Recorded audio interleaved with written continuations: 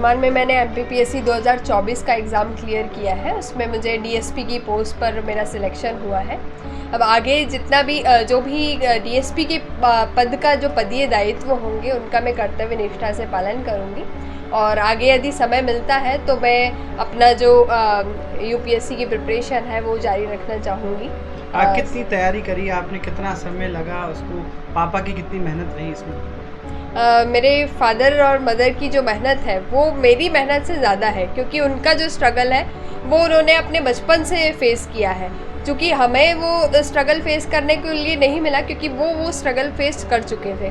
तो मेरे पापा, क्योंकि उनके पेरेंट्स भी बचपन में ही उन्हें उनकी मृत्यु हो गई थी, तो फिर पापा को कोई सहारा नहीं था। पापा ने स्वयं के बलबूते पे जो किया सो हमको उन्होंने चारों बच्चों को अच्छी से पढ़ाया।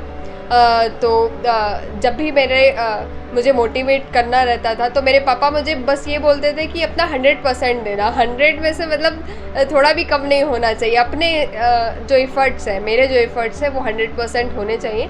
बाकी तो अपन ईश्वर पर छोड़ते हैं कि साहिब जी की यदि कृपा होगी तो फिर अपना सिलेक्शन हो जाएगा। लेकिन अपनी मेहनत जो है वो अपन को करनी है।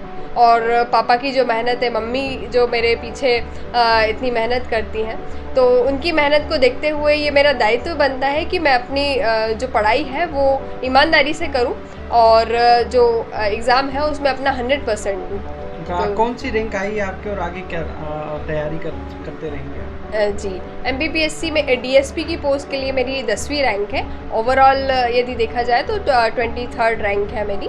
और आगे भी मैं ये कोशिश करूँगी कि DSP के पदीय दायित्वों का मैं ईमानदारी के साथ निर्वहन करूँ। श्रेय तो बच्चे दे रहे हैं, तो उनका बड़प्पन है, उन्होंने दिया हमें, लेकिन मेहनत उनकी बहुत होती है। बच्चे बहुत मेहनत करते हैं। सभी माता पिता तो चाहेंगे सबके बच्चे अच्छी तरह पढ़ाई लिखाई करें, लेकिन बच्चों के अंदर भी बहुत वो होना चाहिए, गुणवत्ता होना चाहिए कि वो अच्छे, उनके माँ बाप के जो सोच होती है उसके ऊपर यानी कि अच्छी तरह निडर होकर काम करें।